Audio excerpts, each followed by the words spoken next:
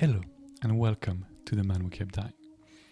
In today's video, I would like to cover the topic of switching timelines.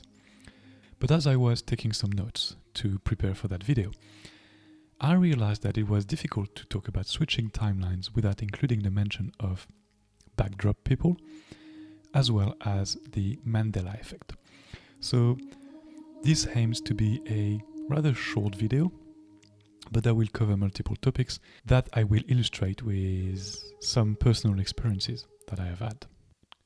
I don't know about you, but many times in my life, I have experienced some really strange situations that have made me wonder about the fact that we are living in a simulation. And yes, we are living in a simulation that is just a projection of our consciousness. Nonetheless, that simulation is very real. If you hurt yourself physically, you will feel the pain. We cannot go through walls in that simulation, or perhaps not yet, and one day we will be able to, but not at its stage, or at least not today. So when I employ or when I use the word simulation, please understand it as the reality that surrounds us. And it is a reality because it is real. Although one would argue it is just a dream, but take it as a reality. The point I'm leading to with that little introduction is the fact that sometimes people refer to the simulation as a matrix and that we are seeing glitches in the matrix. And I certainly have seen many of them, even more so, especially around switching timelines. Because I believe these are the most impactful experiences you can have of seeing that there are different realities that are sort of constantly switching between one and the other. But before I do so, let's quickly review the notion of backdrop people. I discovered that notion back in 2019 when I was doing all my research following my near-death experience and all that research on different NDs and the potential reality of the spirit side and so on. It was a notion introduced by Dolores Cannon, or at least that's how I found it. I know there are other people who are referring to the notion of backdrop people, or they call it backfill people sometimes. Or also in more recent times, non-playing characters in that simulation. And that notion of backdrop people came back into my field quite recently. I started to watch a few videos about it, and it's always been an interesting one for me, because the definition of backdrop people would be that surrounding you are people that are not souled beings. They do exist, these people. They lead a life as you would. The only difference is they're here to make the simulations and your surrounding more real instead of actually being souled people. So we are not 8.5 billion souled people on the planet, according to the spirit side. We are a lot less. And there are a lot of people who are just participating and by their behavior or by their actions, anchoring you into that reality. And the way I like to think about it, if I use an analogy, is to think about a video game. And I think that's where the expression non-playing character comes from. So use the example of a video game I used to play a few years ago. That was GTA 5. And in GTA 5 you have a big open world in which you can play 3 different characters. And everyone around those 3 characters are just computer animated characters. And the main 3 characters you play with, you can move around with them in the environment. And you have that huge open map that you can explore, you can drive, you can fly through, of course, planes, helicopters, or whatever crazy things you create in GTA. And you can walk, you can use a bike or a bicycle, whatever. But essentially, and you can interact with people. If you don't interact with those people, they just go about their day. So depending on which part of the map you're at, they will have different physical features, they'll dress differently, they'll act differently too. But essentially, until you go near one of those people, they don't really interact with you. They're more like in the background, and they give life to the reality. So it's a bit the same concept that if you would come to Earth and you would decide that I'm adamant I want to live a specific type of experience, but you don't find many players that are, or many other souls that are going to say, oh yes, I'll do that with you. In a way, the simulation creates all those people. That's the theory, so that the experience looks real. Those people, although they aren't soul beings, they're just a projection of you. Therefore, they are you. So don't start considering that potentially, yes, there are backdrop people, but those backdrop people are worth nothing because they are not soul beings. They are a projection of you, worst case scenario. So still consider them as you and interact with them as you would like people to interact with you. But where I'm going with that story of backdrop people, sometimes, and ever since I was very young, I've always had that feeling that there are people who seem to be absolutely sleepwalking through life. They seem completely unconscious. And I've always wondered, why is it that some people are absolutely unaware of their environment? They have no spatial awareness whatsoever. They don't even seem to be able to comprehend the environment around them or what's happening. And it's one thing that, has always questioned me. And I would like to give a couple of examples of potential backdrop people I've seen recently. It was earlier this month.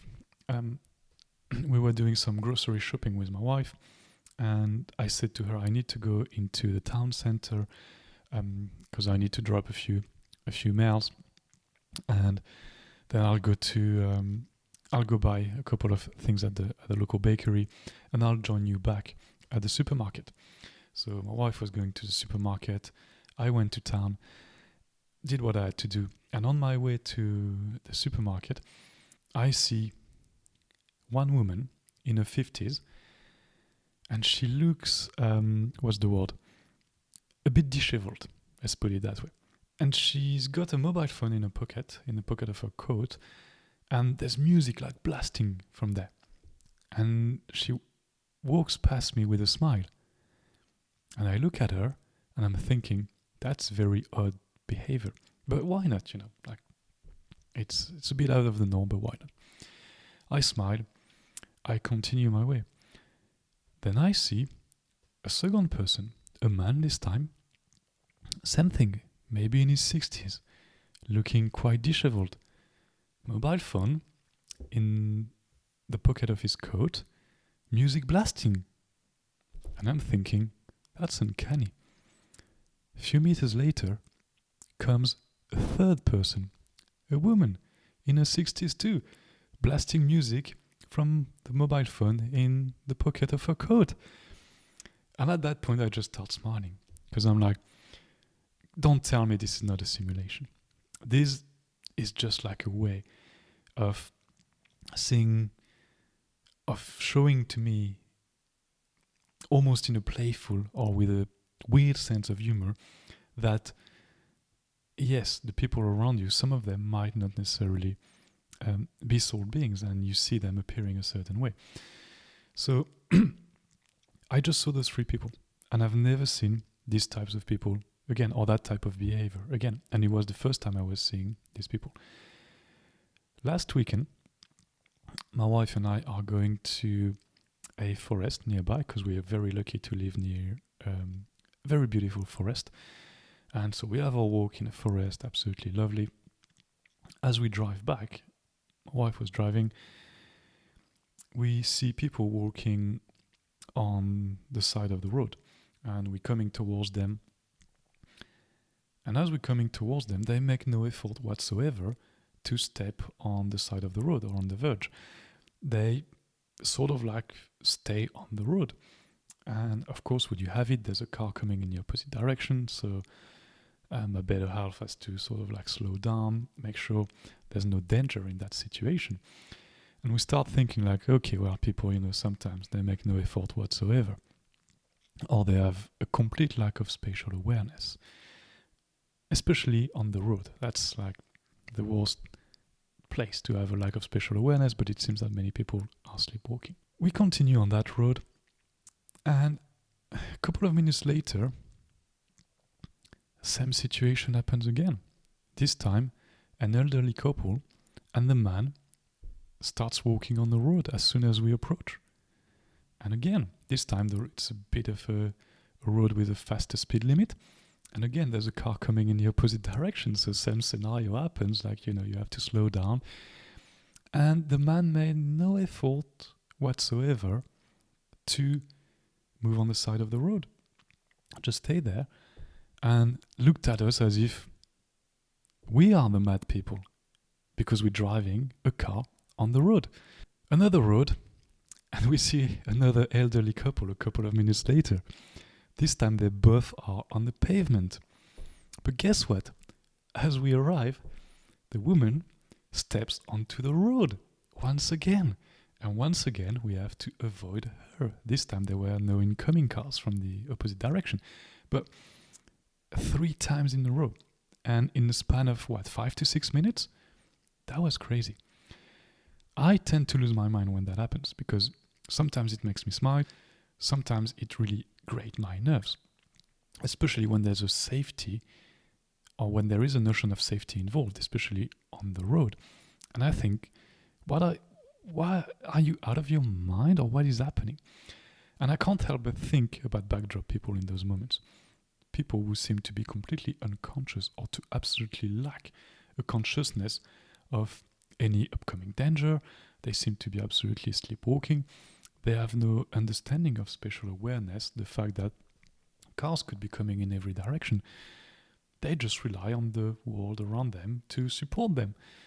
And that is always a very strange thing to observe, at least for me.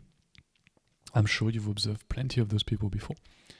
I'm not saying or suggesting that they are backdrop people. I'm just having the theory that they could be. And what role do they serve? Well, they're just here to anchor the simulation. And perhaps the more you awaken, the more you sort of detach yourself from the parameters of the existing simulation, the more those people are here, just to try to anchor you back into it. So this is just a bit of background examples before we go into the switching timelines, because I think that there's a parallel there that needs to be made. So have you ever observed in life that sometimes things seem to change very rapidly? Or you seem to find yourself in a situation and it's a bit like you're out of place. It happened to me quite frequently when I was living in the UK and I was commuting back from the office to the place I was living in. It was about a 20 to 25 minute drive, and mainly composed of A roads and a few B roads. But on the A roads, I would observe very specific patterns. And there would be days, for example, when I would only see electric cars. Let me rephrase that. 80 to 90% of the cars I would see would only be electric. And I'd be thinking, hang on a minute, like everyone's driving a brand new electric car today, what's happening? There are other days where cars on the road would only be used car from 15, 20 years ago. And all the cars would sort of have that criteria or that parameter of being old and used cars, and there'd be no brand new electric car. That got me thinking. I'm always driving at the same time, so I can't say that it's a different time of the day, therefore these are different people on the road. No, same time. The only thing that changes are the cars around me.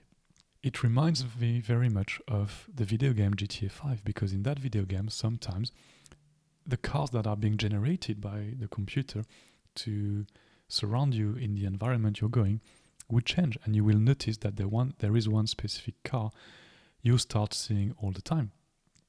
And whereas when you were playing the day before, that car was not there. And when you play the day after, that car has disappeared and is replaced by another type of car that you see everywhere on the road. And that very much reminded me of that. And in those moments, I just have to smile, because to me, it is a clear indication that things around me are just a projection, and I'm seeing different timelines possibly. So I'm seeing one timeline in which everyone's driving a brand new electric car. I'm seeing another timeline in which people are driving used cars still. That's just to show that sometimes strange things do happen like that.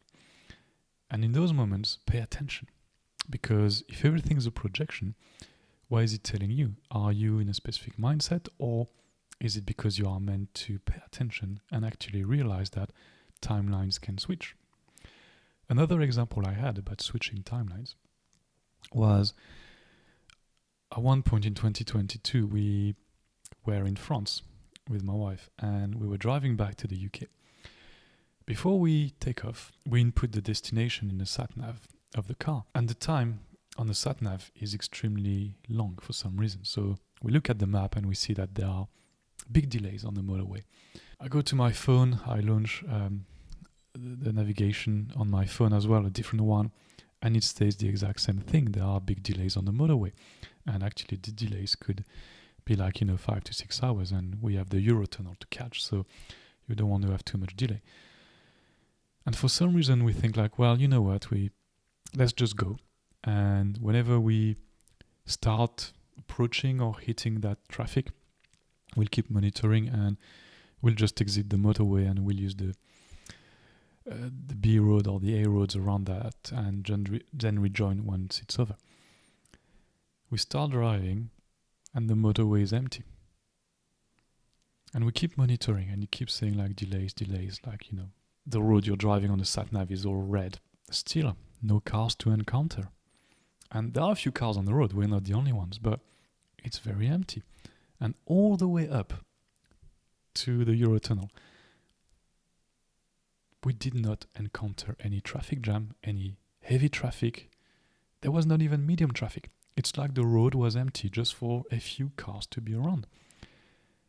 And so we did not face any delays. We arrived in time for our Eurotunnel shuttle and so on. But we couldn't help but smile at the situation of saying it's quite impressive because supposedly we're meant to face traffic, but we are not.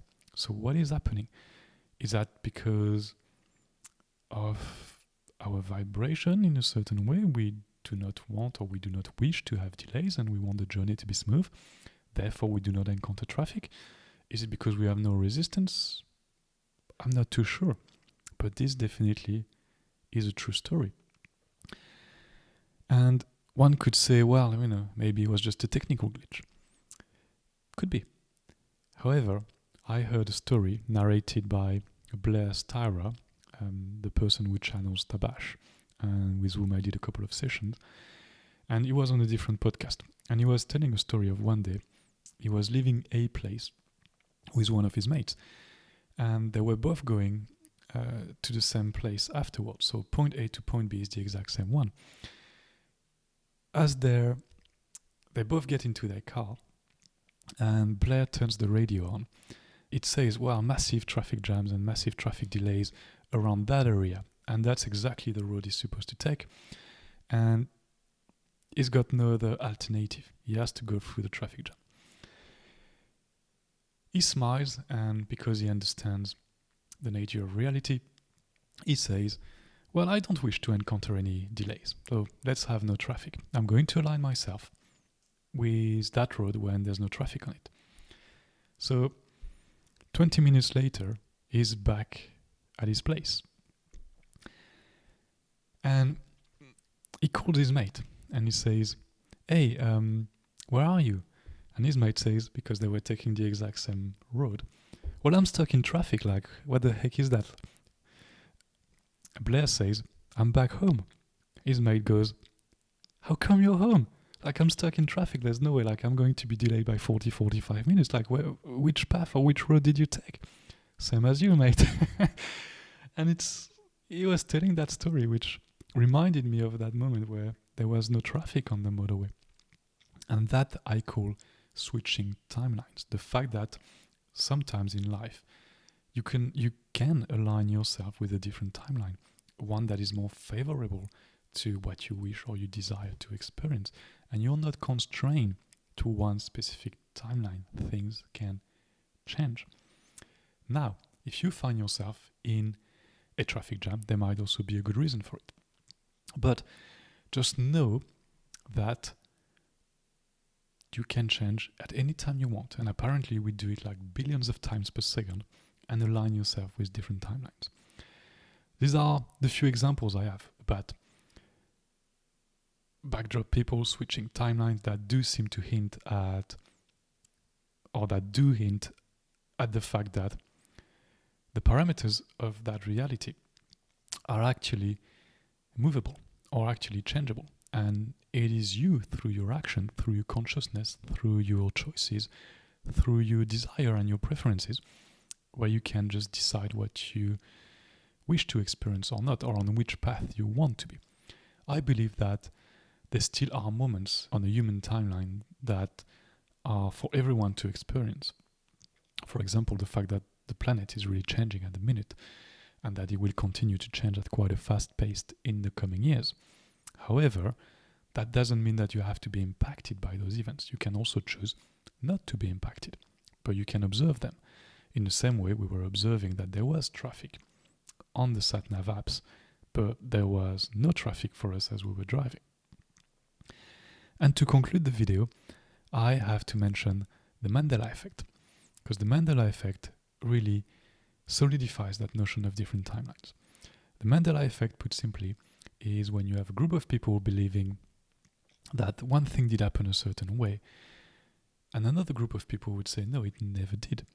And you could almost see it as different timelines, or people coming from two different timelines merging into one, and both having their own version of history.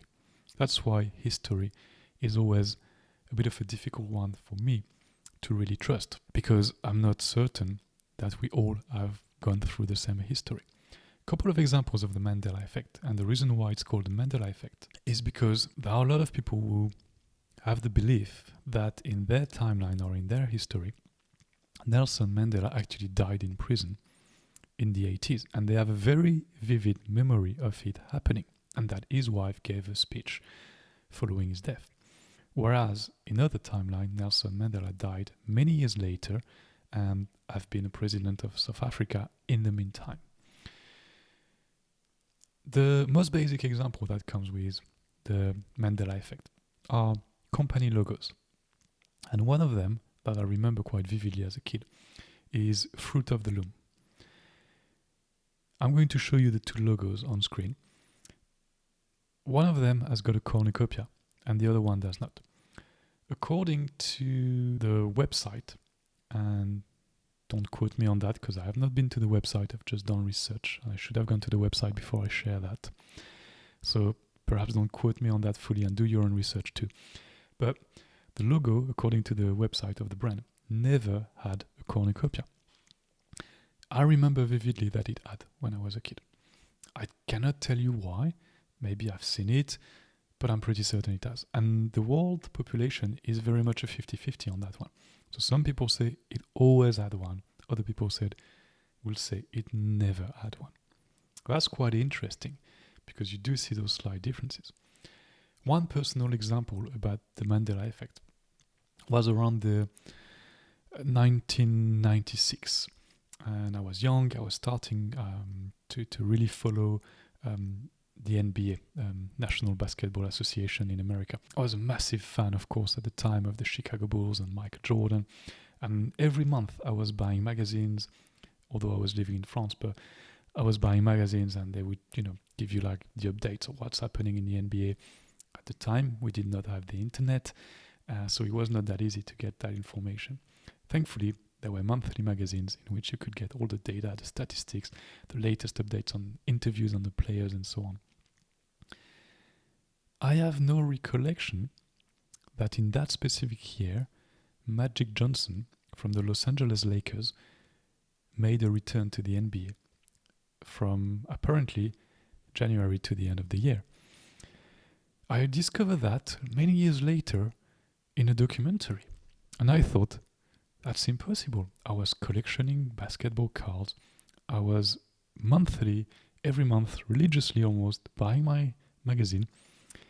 It would have been in a magazine if Magic Johnson had been there, because he was one of the superstars of the time. So I would have seen pictures of him. That never happened to me. Yet if I go online today, I will find a lot of information about the fact that Magic Johnson had made a return in 1996 with the Los Angeles Lakers, and at the end of that season stopped his career or retired from being a professional basketball player. So these are the examples. All of these to tell you between backdrop people or people that do seem quite unconscious at times or lacking awareness of their surroundings, the Mandela effect, and the possibility to switch timelines, that yes, we are living in a simulation. But don't take it as a simulation, take it as a reality, because it is your reality. And although one would argue that it is a dream within a dream, and I'm a proponent of that argument, nonetheless, that reality is very real, very solid. So just a few stories that I hope did a good job of entertaining you. But let me know as well, what do you think about that simulation theory, about the possibility to switch timelines? Do you believe it's possible? Or do you believe that, no, it's just like your imagination, or there is a scientific explanation to it, and it's about quantum physics? Again, I'd be very curious to hear your view. Thank you for taking the time to watch this video. I think it will be a bit longer than what I anticipated it would be. But in any case, I hope you had a good time with me. And of course, until next time, be conscious, my friends.